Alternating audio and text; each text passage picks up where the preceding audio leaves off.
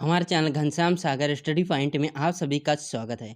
देखिए, BA third semester political science छात्रों, जिसको हिंदी में कहते हैं राजनीति शास्त्र।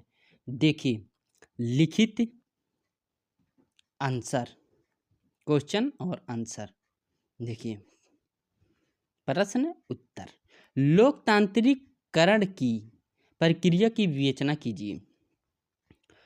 लोकतांत्रिकरण की प्रक्रिया, लोकतांत्रिकरण एक ऐसी प्रक्रिया है जो गैर लोकतांत्रिक समाजों में लोकतंत्र की शुरुआत, संस्थाकरण और सुदृढ़ीकरण की ओर ले जाती है।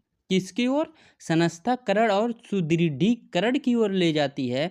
लोकतंत्र लोगों के शासन का प्रतीक है। लोकतंत्र लोगों का शासन का प्रतीक है और राजनीति में विभिन्न समूहों के हितों को हिंसा के बजाय बातचीत के माध्यम से समाधान का एक तरीका है। यह न केवल सरकार का एक रूप है, बल्कि एक सामाजिक स्थिति या जीवन शैली भी है। एक सच्चे लोकतंत्र में सरकार या राज्य और नागरिकों के बीच एक दो तरफा संवाद होता है। सरकार को नागरिकों द्वारा इसके प्रदर्शन के आधार पर चुना जाता है, जबकि सरकार अपने कार्यों के लिए लोगों के प्रति जवाबदेही होती है। कौन? सरकार अपने कार्यों के लिए जवाबदेही होती है। नागरिकों की सक्रिय भागीदारी सरकार की शक्ति पर एक सीमा के रूप में कार्य करती है और सत्तावादी प्रवृत्तियों को नियंत्रण में रखती है। एक प्रक्रिया के रूप में लोकतंत्रीकरण का एक परिभाषित पथ नहीं होता है। यह एक क्रमिक प्रक्रिया है जिसके सुदृढ़ीकरण में समय लगता है। यह उल्लेखनीय है कि विश्व के बहुत कम उत्तर औपनिवेशिक राज्य, जो वर्तमान इकाई का फोकस है, उपनिवेशवाद के बाद लोकतांत्रिक राज्यों के रूप में शुरू होने के बावजूद लोकतांत्रिक बने रहने में सक्षम थे। बहुत ही कम समय में लोकतांत्रिक शासन को उखाड़ फेंका। बहुत ही कम समय में छात्रों लोकतांत्रिक शासन को उखाड़ फेंका गया और अधिनायकवाद स्थापित किया गया। इन पूर्व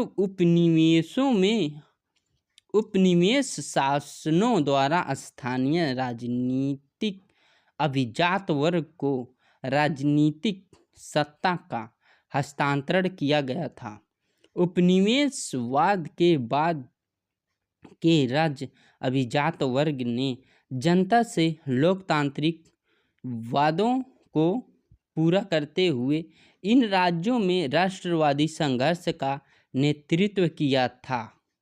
किनका? राज्यों में राष्ट्रवादी संघर्ष का नेतृत्व किया था। उपनिवेशवाद विरोधी प्रतिरोध का नेतृत्व करने में उनकी भूमिका के कारण राज्य के कुलीनों ने लोगों के विश्वास और वैधता के उच्च स्तर का आनंद लिया। उन्हें अनुभागीय हितों से ऊपर उठने में सक्षम होने के रूप में भी देखा जाता था। आर्थिक क्षेत्र में भी उतार औपनिवेशिक राज्यों की प्रमुख भूमिकाओं में व्यापक स्वीकृति थी। मुख्यतः किसी भी विकसित वर्ग की अनुपस्थिति के कारण जो विकासात्मक उद्देश्यों के लिए संसाधन जुटा सकता था, और यह भी राज्य को यह ज्ञात था कि लोगों के लिए सबसे अच्छा क्या था। हालांकि बहुत जल्द राज्य के अभिजात वर्ग के प्रति मोहभंग ने नवजात लोकतांत्रिक संरचना, लोकतांत्रिक प्रक्रियाओं को नष्ट कर दिया और लोकतांत्रिक संस्थानों को कमजोर कर दिया। इनमें से अधिकांश लोकतांत्रिक शासन उसी राजनीतिक अभिजात वर्ग द्वारा सत्तावादी शासन में बदल गए। छात्रों, कौन? अभिजात वर्ग द्वारा सत्तावादी शासन में बदल गए, जो खुद को लोकतांत्रिक प्रक्रियाओं में और संस्थानों से विवश होने के अनुमति दिए बिना तेजी से